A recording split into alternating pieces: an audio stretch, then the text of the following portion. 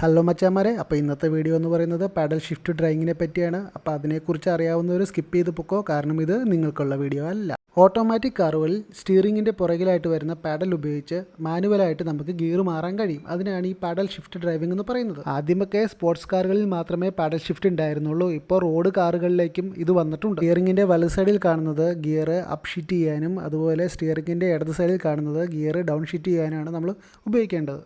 Automatic കാറുകളിൽ gear മാറുന്നതിന് നമുക്ക് യാതൊരുവിധ കൺട്രോളും ഇല്ല, കാരണം അത് ECU പ്രോഗ്രാം ചെയ്ത പോലെയാണ് ഗിയറുകൾ മാറുന്നത്. എന്നാൽ മാനുവൽ മോഡിൽ ഗിയറുകൾ കൺട്രോൾ ചെയ്യുന്നത് നമ്മളായതുകൊണ്ട് നമുക്കൊരു സ്പോർട്ടി എക്സ്പീരിയൻസ് നമുക്ക് ഈ ഡ്രൈവിങ്ങിൽ നിന്ന് കിട്ടും. ഇതാണ് നോർമൽ ഓട്ടോമാറ്റിക്കിനുള്ള gear position, reverse, neutral, drive, park. ഈ പാഡൽ ഷിഫ്റ്റിലുള്ള പ്ലസ്സിൽ നമ്മൾ ഒന്ന് പ്രസ് ചെയ്യുമ്പോൾ വണ്ടി ഫസ്റ്റ് ഗിയറിലോട്ട് മാറിയെന്ന് നമുക്ക് മീറ്ററിൽ കാണാൻ പറ്റും. ഇതിന് ശേഷം വണ്ടി സ്പീഡ് കൂടുന്നതിനനുസരിച്ച് ഓരോ തവണ ഷിഫ്റ്റ് ചെയ്യുമ്പോൾ ഫസ്റ്റ്, സെക്കൻഡ്, തേർഡ് അങ്ങനെ അപ്പായിക്കൊണ്ടിരിക്കും. അതുപോലെ തന്നെ ഇടത് സൈഡിൽ വണ്ടി സ്ലോ ആവുന്നതിനനുസരിച്ച് ഓരോ തവണ പ്രസ് ചെയ്യുമ്പോൾ വണ്ടി സ്ലോ ആയിക്കൊണ്ടിരിക്കും, ഗിയർ ഡൗൺ ആയിക്കൊണ്ടിരിക്കും. പെഡൽ ഷിഫ്റ്റിൻ്റെ ഏറ്റവും വലിയ അഡ്വാൻറ്റേജ് എന്ന് പറയുന്നത് നമുക്ക് സ്റ്റിയറിങ്ങിൽ നിന്ന് കൈ എടുക്കാതെ തന്നെ ഗിയറുകൾ മാറാൻ സാധിക്കുന്നു എന്നതാണ്.